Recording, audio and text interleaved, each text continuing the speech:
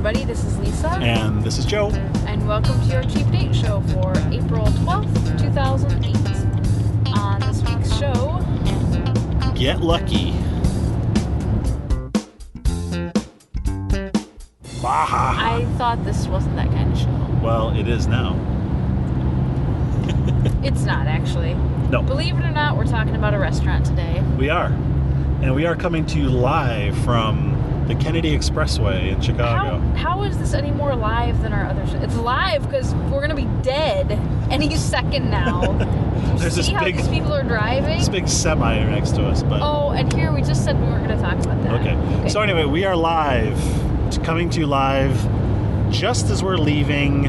Club Lucky. Club Lucky in Chicago. Now, that sounds like a seedy Vegas bar, is it? You know what? It does sound like a seedy Vegas bar, but it really isn't. No. It's a wonderful little neighborhood place.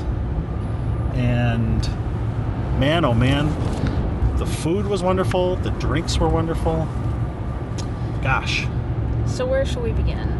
Let's start with let's start with the ambiance of the place. Okay. It's a neighborhood place, and when you walk in, it's actually it was several things. At one point in its history, the building was a speakeasy back during the days of Prohibition, and they've remodeled it. They brought it, and it's been several things over the years. It's been a banquet hall. It's been a bunch of different things, but when you walk in, they've restored it to the building to like its 1934 styling. So you walk in, there's a big long bar with chrome bar stools with red padding on them. It's really cool. When you say neighborhood place, I think a little bit of those places where they have, PBR on tap. Yes. It's not that kind of neighborhood place. Although there is a bar just up the street from this place that has PBR on tap, but that's another story. It's really cool, but it is laid back, and looking around, you get the idea that most of the people who were in there are people who are in there twice a week. Yes. You get the impression that there are a lot of regulars at this place. For a beer and a little bit of pasta. That's right. So, the decor, as I said, there's chrome bar seats, bar stools, and it has... what else? It has a really neat sort of 30s, 40s-ish wallpaper on the walls, right? Yeah, it was just like a textured wallpaper. Uh-huh. And the tables they're like black Formica, and they have chrome, and then there's black, and then there's red vinyl booths. Actually, kind of like diner style. Diner style, that's the word I'm looking for. But more sophisticated in the color palette. Mm-hmm. So, let's get to the... Okay. We arrived, we went there on a Wednesday evening. So we figured, you know what, we got there about 6 o'clock, not a big crowd, and it was pretty empty when we got there. It was. By the time we left at, 7:30? It was packed. 7:45, it was packed. Absolutely packed. There's two sections to the place. There's the bar right up front, and then there's a dining room, a restaurant in the back. We've heard from our research on this place that the bar is the place to be, and there was definitely a lot of action at the bar. Yeah. A lot of people. So, okay, so we sit down, and what's your first impressions of Club Lucky? My first impression was sweet martini list. That's right. This martini list was as long as, the piece of paper it was printed on. It was. They had like 12 special martinis, which is not the most comprehensive list I've ever seen. That's true. But what did you get? I had what's called the Get Lucky Martini. Or the Always Lucky. Always Lucky Martini, which essentially was... What is it with you and getting lucky? I don't know. You know what? Wishful thinking, maybe. Maybe. The Always Lucky Martini is actually a martini the way I would make it, which is essentially Kettle One vodka with blue cheese stuffed olives. Hand-stuffed blue cheese stuffed olives. 3 of them. 3 of them. That's a generous olive. Which is the winner for me. That's how my favorite bartender at the late lamented Basta used to get bigger tips from me, by giving me 3 blue cheese olives. And you had... hold on just a minute. What can you tell us about the Kettle One martini experience? Typically, usually when you order a dirty martini, it generally comes cloudy because they take and they put the olive brine in Right. there as well. This, they didn't do that. It was just Kettle One shaken with the 3 olives in it, and it was delicious. It got a little bit of the olive brine flavor to it, but it wasn't overly olivey. A classic vodka martini. The point I wanted to make was Kettle One, even for me, is a sipping vodka. It is. It's a very good, very smooth vodka. It's beautiful. People who know me know that I'm a big fan of the Kettle One. But only in moderation and never while driving. This was, even though we're driving now, it was several hours ago. And so things and there was a loaf of bread and a plate of pasta in between. I guess who ate most of the loaf of bread. Yeah. Okay. So anyway, the Kettle One, thumbs up on the Always Lucky Martini. I had a lemon drop martini, which consisted of one of your favorites from the old days. One of my favorites. Sometimes it's spiked lemonade. Sometimes it's a shot of vodka with a squeeze of lemon. This one, I like a whole range of them, but this was definitely one of the smoother, better mixed cocktail style martinis or cocktail style lemon drops I've had served as a martini. It was citron vodka, a little bit of sour mix, and limoncello. Right. A big hunk of lemon and a sugar rim. And you know what? I tasted that, and it tasted exactly like a lemon drop. I mean, like the kind of like a piece of candy. That's the idea. It should be. So that's where It should be sour and aggressive, not like it shouldn't taste like lemonade. Lemonade should be light and crisp. Right. A lemon drop should make you pucker a little bit. Yes. And this really did, and it was totally smooth, but man, it packed a wallop. It did. It was delicious. I can't believe I just said wallop. I don't think I've ever heard you use that word before. It was good stuff. So we had to call it a night after one drink. Yeah, and that was it. End of story, guys. So then we decided to move on to the food. The menu, they call it classic family-style Italian cooking, and that pretty much wraps it up. Italian-American cooking. Yes. Which I think is very honest and representative. It is. We've talked about this on the show before, that there's you can't beat a good, solid, old-fashioned, standard Italian-American kind of fare.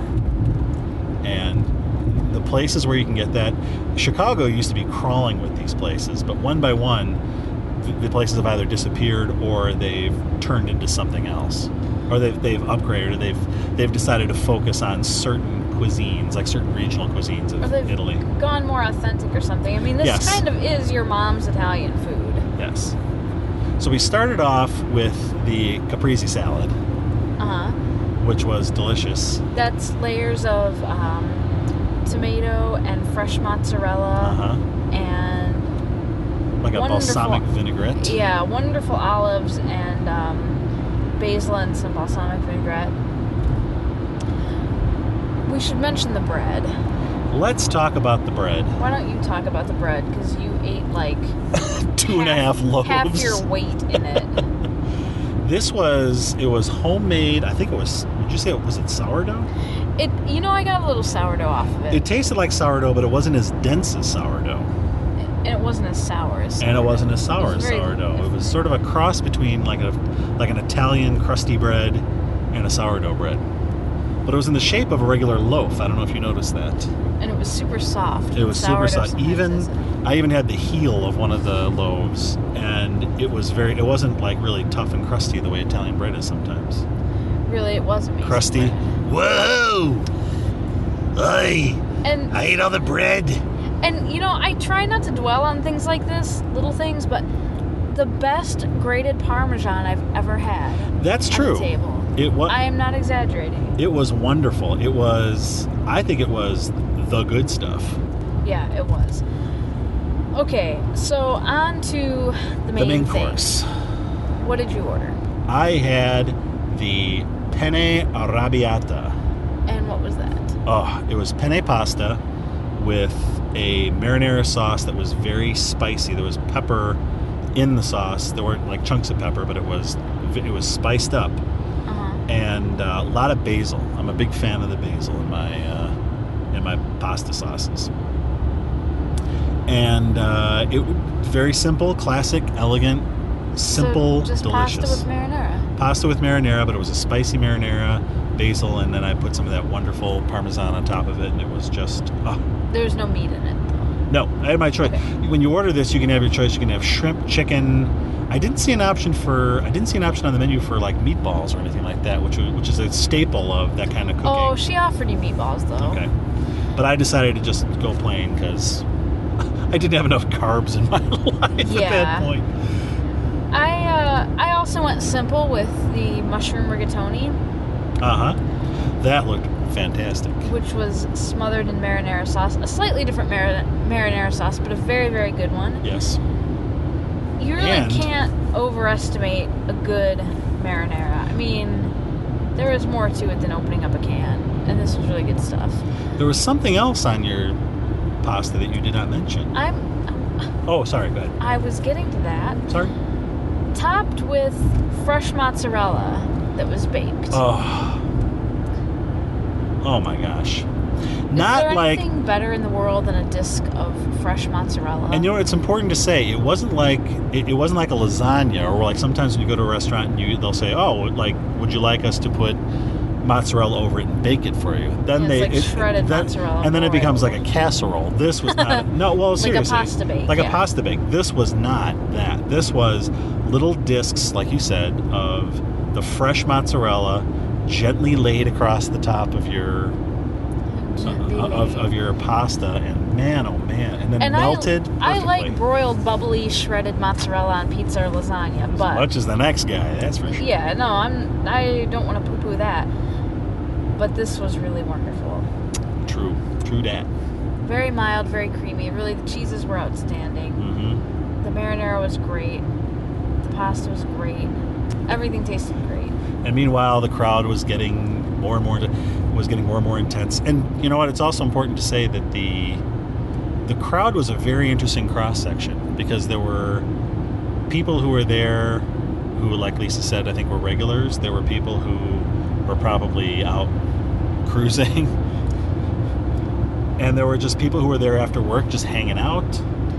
Well, I mean, you have to remember it was a Wednesday night, right? So it wasn't like a weekend crowd, or a Friday night crowd. And there were families, with kids going through to the back, to the restaurant in the back. So, I mean, it was pretty laid back. Yes.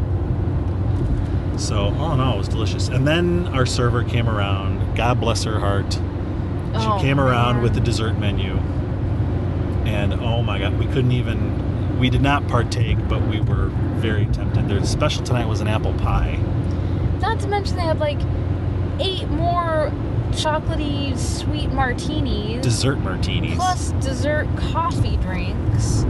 Plus a very extensive... They did have a nice selection of wines to have with your dinner, which we didn't go with. That's true. We didn't even look there. And they had a wonderful selection of after-dinner wines. It was pretty extensive, actually. I was surprised. It was extensive for a place like that. It was... Yeah, it's quite the place for the drinker, I think. And but you could get spumoni, you could get you get profiteroles, you could get all the classic Italian type of desserts. They had everything from apple pie, chocolate cake, spumoni. We did not partake, but we will next time. And I think it's safe to say that we'll be heading back there, will we not? I think we will. It was right off the blue line for us, so pretty convenient for after work. That's true. It's right. It's right at the Damon, right off the Damon, or about 2 blocks away from the Damon Blue Line stop. So it was great. We got on near my office and took the L up there, got off, walked, and it was nice. And it was a nice evening too. All our Chicago listeners are going to be so happy to hear us talk about a place not in the suburbs. That's right. Oh, geez, at least they're not going to... They might actually go to. That's true. What else can we say about it? Is it a cheap date? Here's the thing. We kind of stretched it because as we described it to you, it was not exactly a cheap date, but you could very easily go there and make it a cheap date. If you had... The pasta portions were big enough where you could actually get a salad and a pasta dish and split it. Actually, that's what we should have done. The portions are big enough, so if you did that, you could make it a cheap date. We split the caprese salad. So had we split the salad, had we split the salad and a pasta dish, it could very easily have been a cheap date. And if we the martinis weren't that expensive, but they were worth every penny. And the prices were reasonable, but we ordered on the lower end of the entree price because neither of us got meat. They have steaks, chops, all kinds of stuff, fish. You could definitely spend a lot of money there on entrees, but you don't have to. So that's awesome. Delicious. 1824 West Wabansia is where you'll find Club Lucky Chicago, also at clubluckychicago.com. Check it out.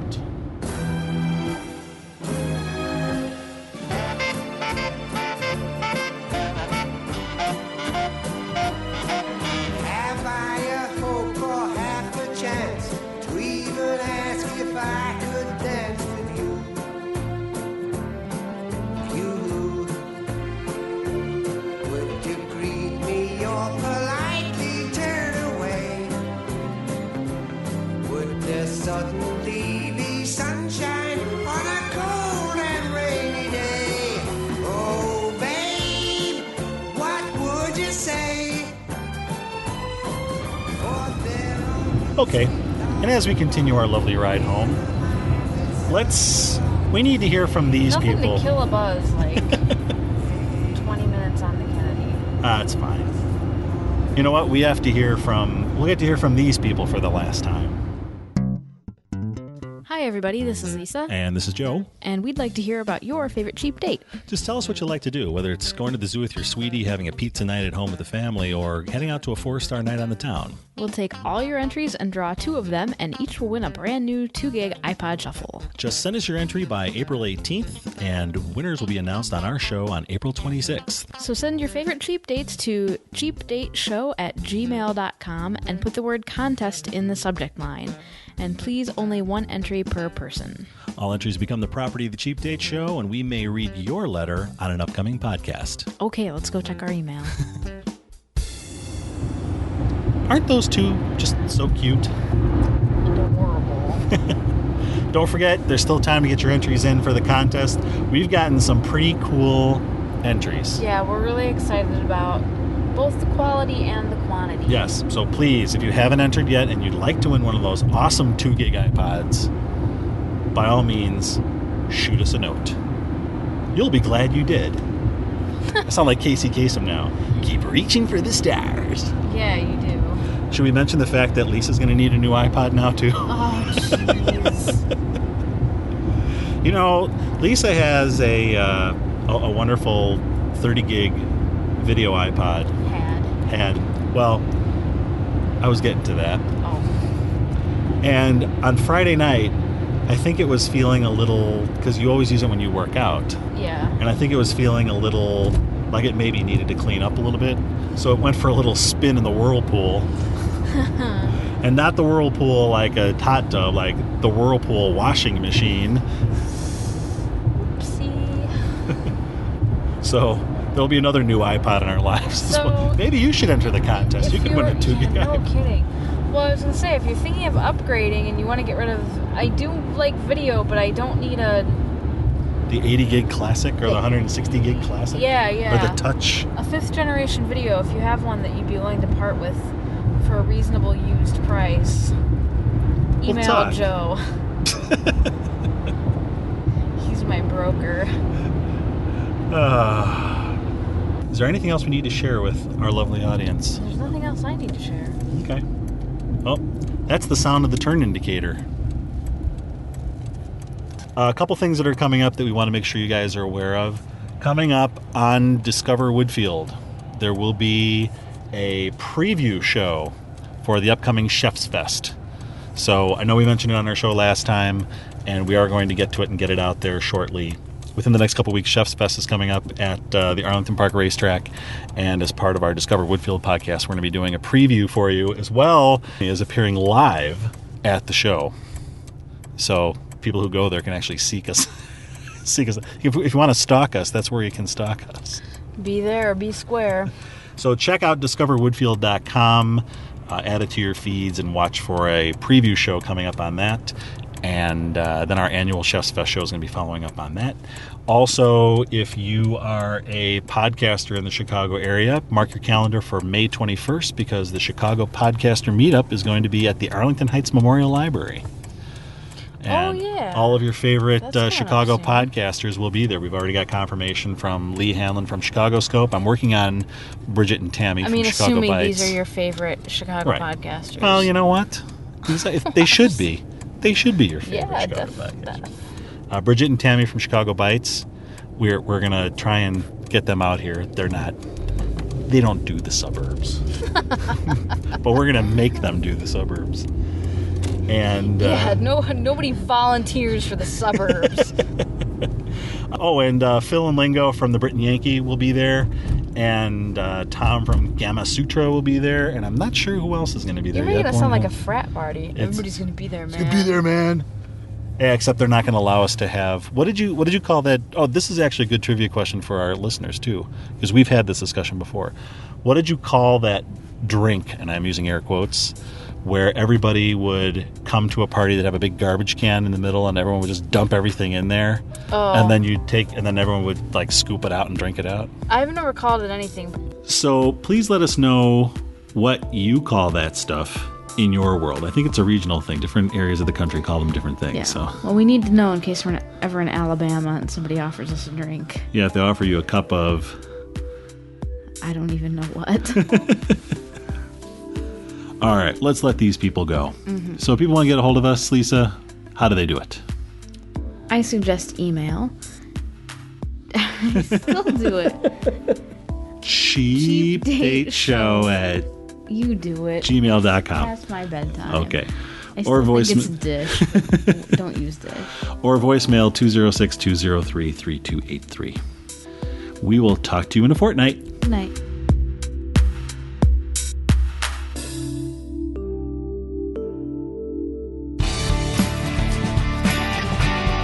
This podcast is a production of Cheap Date Media at cheapdatemedia.com.